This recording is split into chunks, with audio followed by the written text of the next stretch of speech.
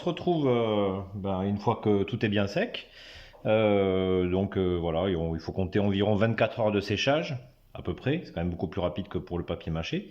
Mais vous voyez, c'est parfaitement sec. Un petit coup d'aspirateur un petit peu partout pour enlever l'excédent. Il y en a toujours un petit peu qui ne colle pas.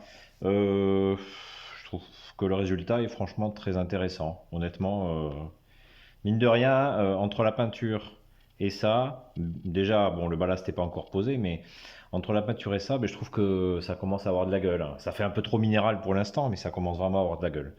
Donc là, on va continuer. On va poser le ballast, hein.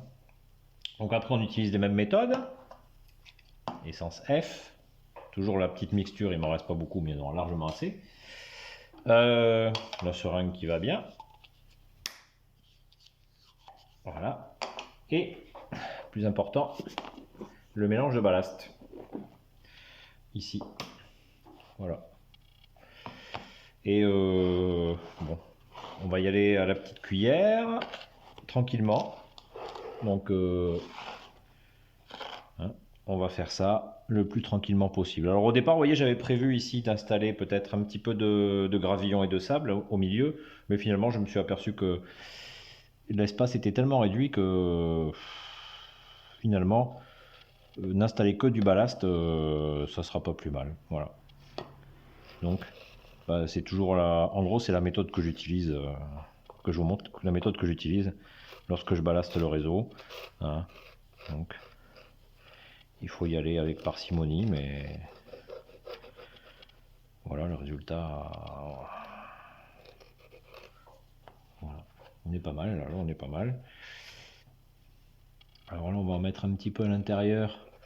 Vous le voyez certainement pas, mais c'est histoire d'amorcer l'intérieur et du hangar et de l'entrée du tunnel.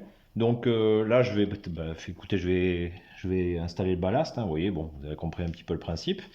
L'encollage, c'était exactement le même qu'ici. Un petit peu d'essence F, un petit peu de mélange. Et une fois que c'est fait, écoutez, je vous ferai une petite conclusion. Je pense. Voilà, on se retrouve pour une petite conclusion. Je viens de, comme vous l'avez vu précédemment, je viens de poser le ballast et je viens d'effectuer l'encollage.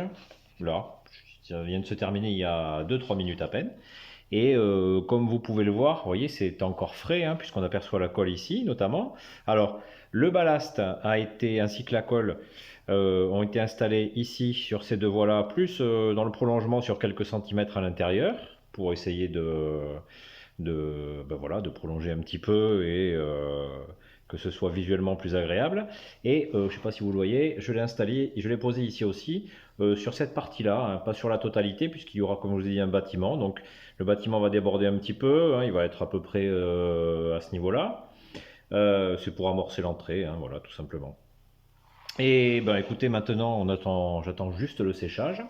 Donc d'ici demain, pareil, d'ici 24 heures à peu près, ça devrait être sec. Donc là, très honnêtement, ça commence à prendre une très très jolie tournure. Après, il va falloir le végétaliser, mais on n'en est pas encore là.